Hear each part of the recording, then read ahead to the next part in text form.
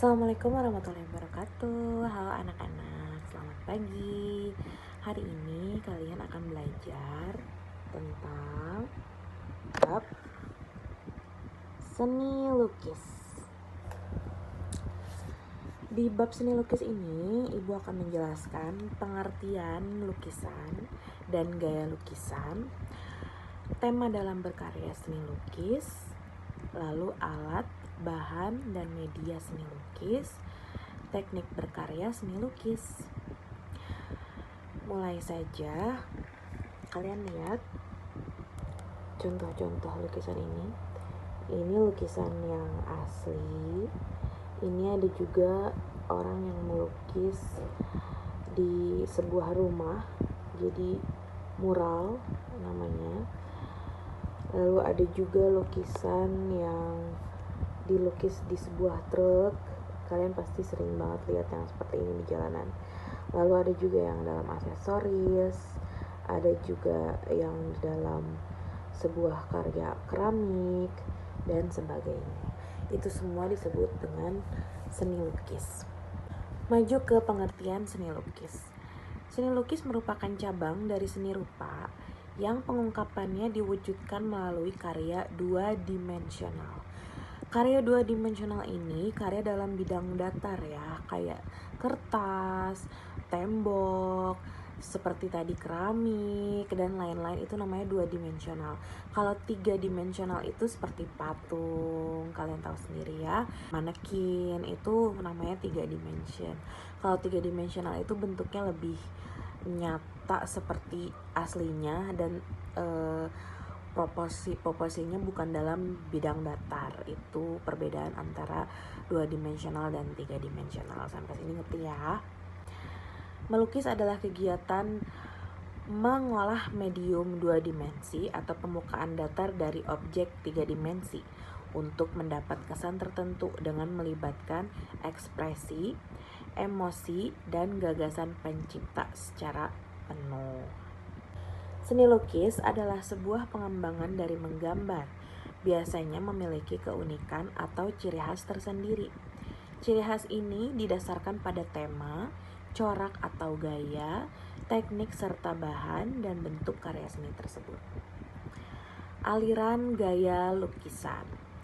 Sebuah lukisan memiliki ciri khas, tema, dan teknik yang disebut gaya atau aliran. Berdasarkan cara pengungkapannya, aliran dan gaya lukisan dapat dibedakan atau digolongkan menjadi tiga, yaitu representatif, deformatif, dan non-representatif. Berikut penjabaran aliran dan gaya lukisan serta tokoh-tokohnya. Representatif itu terdapat dari beberapa bagian, yaitu naturalisme. Naturalisme ini seperti ini contohnya, penggambaran alami atau sesuai dengan keadaan alam, sesuatu yang nyata yang kalian lihat di alam sekitar kalian, itu namanya naturalisme. Lalu ada juga ini realisme.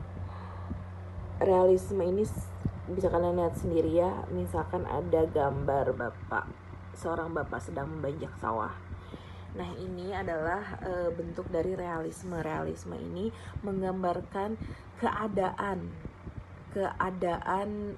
manusia kah, atau tumbuhan, atau binatang, atau misalkan keadaan sosial yang ada dalam masyarakat yang kalian lihat. Jadi kalau naturalisme kan kalian menggambarkan si objek lukisannya tuh pemandangan, apa yang kalian lihat.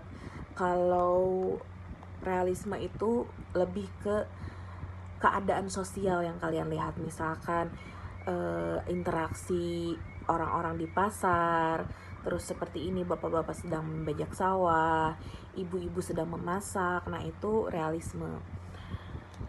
Lalu ada juga romantisme seperti ini. Romantisme ini lebih ke menceritakan apa yang ada di zaman misalkan prasejarah atau zaman dimana dunia ini belum modern gitu, tapi kita sudah mengetahui mitos-mitos yang ada, sejarah-sejarah yang ada. Nah, semua itu kita tuangkan dalam bentuk lukisan yang disebut dengan romantisme gitu. Misalkan ini penangkapan di Ponegoro karya Raden Saleh. Lalu yang selanjutnya adalah deformatif.